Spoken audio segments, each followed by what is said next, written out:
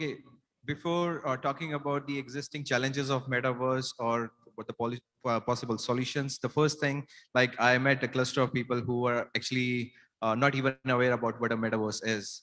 So metaverse is actually extension of our real world into a virtual 3D space wherein you are being represented by your avatar and you can do almost everything which you are capable of doing in real world and even things beyond that. Now, talking about like the possibilities in metaverse. So I just give you an incident. Like today in the morning, I was standing at my booth talking to people, telling them like how they can create a real looking meta twin, their avatars, and how they're going to use it in across different metaverses. So which will become like a Google login for you if you're holding it as an NFT in your wallet. So there was a 10-year-old boy who was standing over there listening to me, and he came and he said, I want to make my real looking avatar and want to have it as an NFT. So I just casually asked him, what are you going to do with this? So he was like, you know, my grandmother, she lives in Texas. And if it is really possible that, you know, I can be in a place wherein she can see me and I can interact with her in a more immersive way. And if I can have that kind of experience, she would be the one who will be really happy. I'll get her avatar also made. And because my grandfather passed away last year, so like it is definitely going to be a very good experience wherein she can see me every day. So I said, yeah, that really makes sense.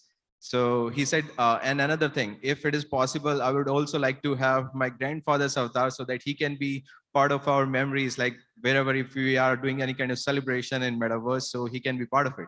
I said, that's emotional, but that's really good. So and then he said like, I'm a student, so and I'm really influenced by Elon Musk, what he's doing. So if at this age I can do I can learn about rockets and do all those kind of simulation, open it up in different components and understand about it. So I realized like this metaverse, it's going to be something which is definitely inevitable. Everyone, a person, a grandmother of age 80 and a guy who is just 10-year old, everyone is going to be experiencing metaverse for different reasons. So, but what is the current state of metaverses? That's something which is right now creating a little bit a roadblock in that huge adoption. The current metaverses are a little bit close in economy, wherein every time you are going to experience a metaverse, you first have to create your avatar, which is like with standard faces or cartoon faces, which not other person can recognize. And then whatever you're buying over there as an NFT, it's not really, I mean, you're not sure that if you would be able to use the same in any other metaverse. So the interoperability, basically, that's a big problem right now in the metaverses, and that is needed to be addressed. So everything we own, whether we own our own avatar as an NFT or we own any other assets, say you are going to a metaverse to buy a branded jacket. So now you must have heard like H&M has opened a virtual store, and from there you can buy a digital clothes for your avatar. So if you are buying that, you would want to use it in other metaverses too, because you are going to be using hundreds of metaverse. You are having a business meet in one metaverse and then you're suddenly jumping in another metaverse for a party.